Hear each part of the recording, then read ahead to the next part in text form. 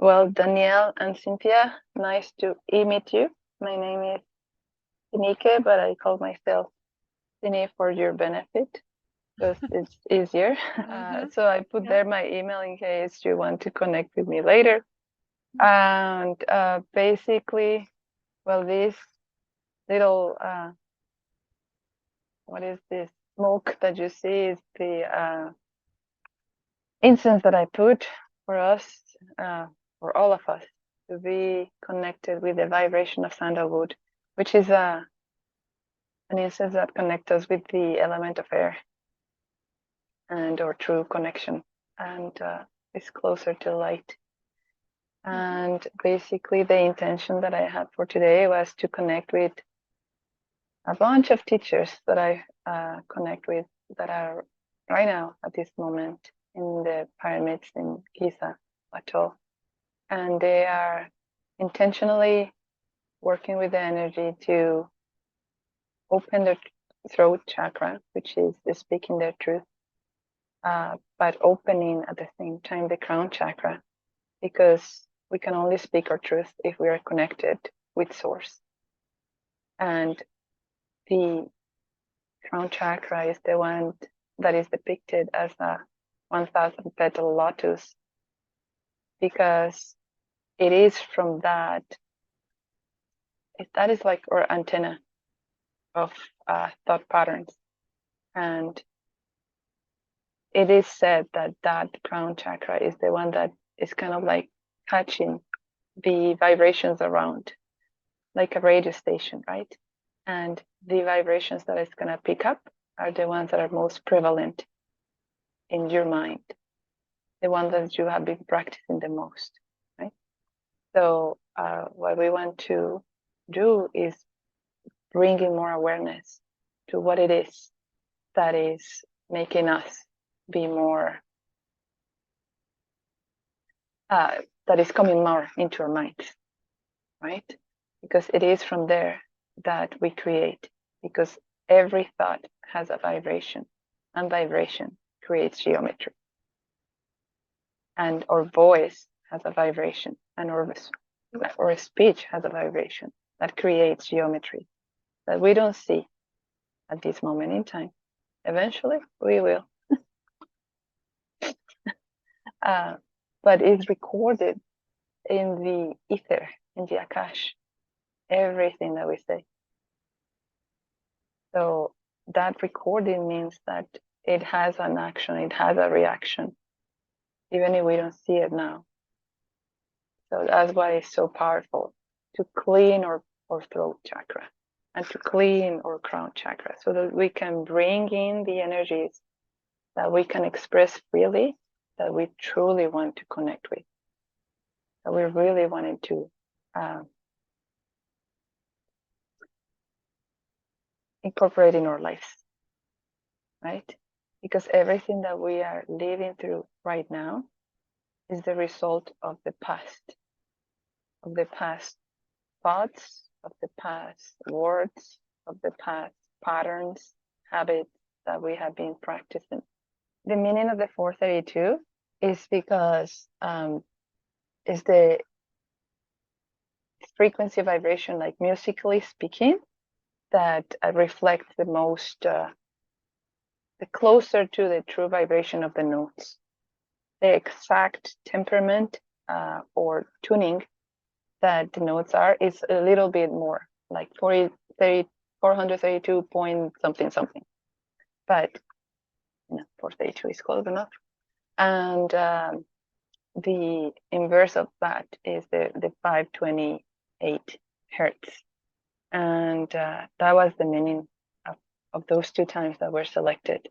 But really, they're gonna be doing the meditation starting at 5 o'clock our time, midnight there, going from December the 12th to December the 13th there. And why there? Because this area of the Giza Plateau with the pyramids is energetically the throat chakra of Earth, is where Earth speaks, kind of thing. There are several ley lines, and there is also a big aquifer underneath, and that water water is the beginning and the end. Water is necessary for life to start, and that's how we grew up in our mother's bellies. But also, when you see that something is going bad, starts leaking water. Water is the destroyer of that liveness at the same time. So it's the beginning and it's the end. It's the serpent that eats its own tail, basically. So that is the beauty of water. But that's why it also resonates, like when you're underneath water, you hear things differently. I don't know if it's louder or not, but differently, right? So water has a powerful connection to clean, to purify, to recreate that connection with source, to recreate that connection with our own hearts. Because only when we are connecting with the heart is that we can speak a truth that is nourishing, not a truth that cuts other people, because I'm honest. That's not real truth. There is something behind that, right? When we speak like that. So that is the intention. The intention is to be curious, really challenge ourselves to what are the habits that are keeping you stuck? What are the habits of thought? What are the emotional habits? And what are behavioral habits that are keeping you stuck in whatever it is that you feel you're stuck? Because it could be many things, right? So how can we get a different perspective so that we can get clear on what is it that we need to let go of? What is that repetitive thought that is keeping us feeling as a victim, feeling little, feeling not confident, feeling impatient, feeling reactive, feeling defensive, feeling not connected, feeling not accepted, feeling judged? So many feelings that are not in congruence with what the truth is, right? Because all of that comes from the inside. Whenever something outside is triggering you, it's because inside there's something that needs your attention. It doesn't mean that it's wrong. It just needs your attention. And that's the awareness. That's the self-awareness part. Okay, so what I was saying is that the reason why they're in the Giza Plateau has to do with the fact that it is connected to the throat chakra of the earth, and the three pyramids have a different vibratory frequency that is awakening on us different aspects. So the bigger pyramid, which name I have to go here to remember, it's Khufu. It's connected to self-awareness. And to be self-aware means to recognize what are the patterns that are repeating in your life that are bringing about situations or experiences that are creating dissonance in you. So please try to connect with the music language, because it removes a lot of the heaviness, and I have found it to be more tangible to connect, right? So whenever there is dissonance, there is discomfort, there is this sensation of, oh my God, I do not enjoy this. Let that be your alarm to remember, if there is discomfort, there is something that you need to be aware of inside. It's not about changing your boss or your partner or your children or your mom or anyone. What is it that is creating that tension inside? And you're not going to be thinking about it, because thinking is not going to help you. So you're going to be looking inside in your body. Where's that tension showing up?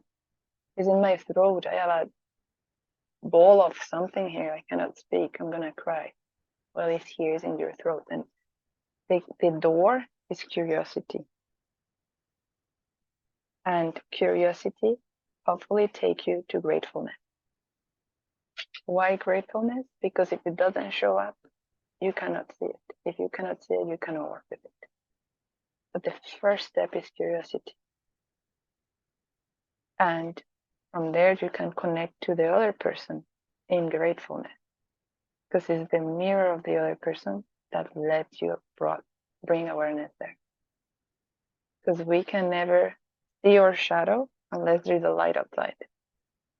And the other person is being that light, right? So how can we bring about that clarity? Releasing the other. The only way to be sitting in your power. If you have awareness, that's the first step, right? So that's the big pyramid.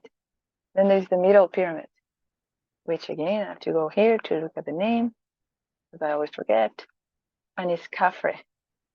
And Khafre connects us with self-actualization. And self-actualization means, okay, I'm aware of the pattern. What am I going to replace it with? Because whatever we're taking out is leaving a space within us. And if we don't consciously choose, what are we replacing that and filling that space with? Something else that you don't know and unconsciously will come and take it. And I guarantee you, it's not going to be better. So self-actualization means awareness on what I'm going to invite. And that means you're going to have the will, persistence, the perseverance to work through that. Oh my God, I don't know how to do this. And just keep doing it. Only one thing at a time, though. Don't focus on 5. It's the one thing that is causing the most discomfort at this time. And then the last pyramid is called Minkare. And it is self-transcendence. That is a big step. Because self-transcendence really means, truly and authentically means, I see myself in the other. But to truly see yourself in the other, you have to be at peace with yourself first. You have to have accepted every piece of you and love unconditionally every piece of you. That means I don't want to change my nose. I don't want to change my mouth. I don't want to change my hair. I don't want to change anything. Physically, emotionally, and mentally. So that's another phase, let's say. But it's a goal. It's good to be aware of what it is. That doesn't mean that we're going to be able to work on that now. Or that we're going to judge ourselves because we couldn't work on that now. But basically, it's self-transcendence is the space where we create because we became. So I want to feel more abundant love in my life. Because abundance is not only about money. Well, if you want to feel more abundant love, you have to offer abundant love to everyone, including yourself as the first step, right? So with that intention is that we're going into this meditation. How can we gain self-awareness so that we can work in our self-actualization, so that we can create a more peaceful reality, a more fulfilling, joyful, truthful, aligned reality. And we have to start really connecting with our own values. Because only when we realize what our own values are, we can figure out very easily why is it that we're feeling discomfort. And most of us think that we know what our values are, but there are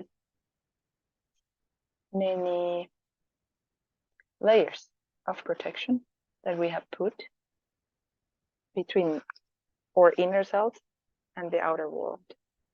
And many times those values that we say are our own values are really values that are shown to the outer world, and they're not truly our own values. So there are several exercises that I work with the people that I work directly, that I shared, and I help them realize, oh, you said that your value is humor, but in reality you're humoring because you want to gain acceptance, let's say, right? It's not that you don't value humor, it's just humor is not number one, basically, right? So yeah, that's how can we focus our intention to gain awareness, self-awareness, so that we can be self-actualizing and really put in all of the effort from our heart to be true to ourselves, to create the joy, to create the peace from within, to not be expecting anything from outside to change, so that I can be happy, so that I can be enjoyed, so that I can be at peace, regardless of the circumstances.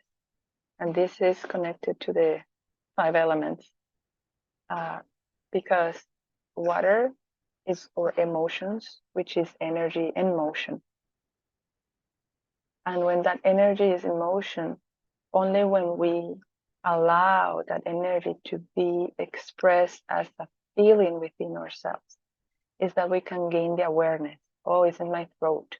What is it really showing me? And only when I go within is that I can understand. That understanding, so that feeling is the wood element that lets you feel everything in your body. And then when you gain that clarity of what it is that is causing the discomfort, is the fire of discernment and the fire of digestion.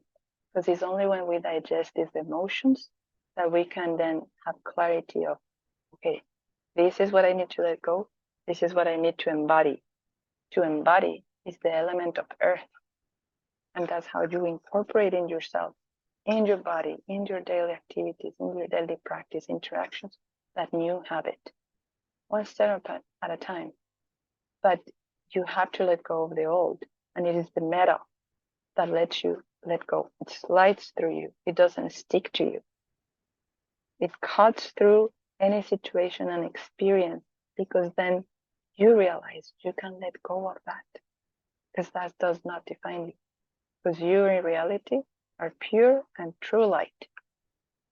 And light cannot be harmed, it cannot be destroyed, it can only shine, right? So, and then it goes back to the water, because we're in an infinite learning process, right? So, so that I hope that serves as a clarity spiel, so that you can put an intention, and perhaps any area in your life that is causing the most discomfort, that could be the one that you can explore. And I'm gonna be guiding you through a meditation, so that you can safely explore. And if you guys at the end, if you want to share anything, if you have questions, you're welcome. I'm gonna be sharing some sounds of the chime of metal, why this is the season of metal and is ending. And when we come to the solstice, it's going to come to an end, and it's going to shift into water. So that's why right now is a really good moment to gain that clarity, being this the last new moon of this season, to gain that clarity into that one area of your life that needs attention, so that you can transcend, so that you can expand, so that you can let go. Let it be like a new year of your soul. And so I'm gonna be playing with the chime, and I'm gonna be playing with the water drum, because both of them are the elements now. Remember, water to purify, water to wash over, water to inspire, water to create, water to nourish. And be kind to yourself, be loving. Only listen to a kind voice. Anything that is not kind is not you. Remember, you're a radio station, and energetically, there might be things around you. Don't put labels on it, it doesn't matter. But if it's not making you feel good, it's not you. So you can be grateful, say thank you for coming. I think you don't live here. You can go to the light, and you can call a light and send it to the light. Nothing can harm you. So don't be afraid. Heal yourself with yourself. Build yourself with your light. And that's it. You don't need to be afraid.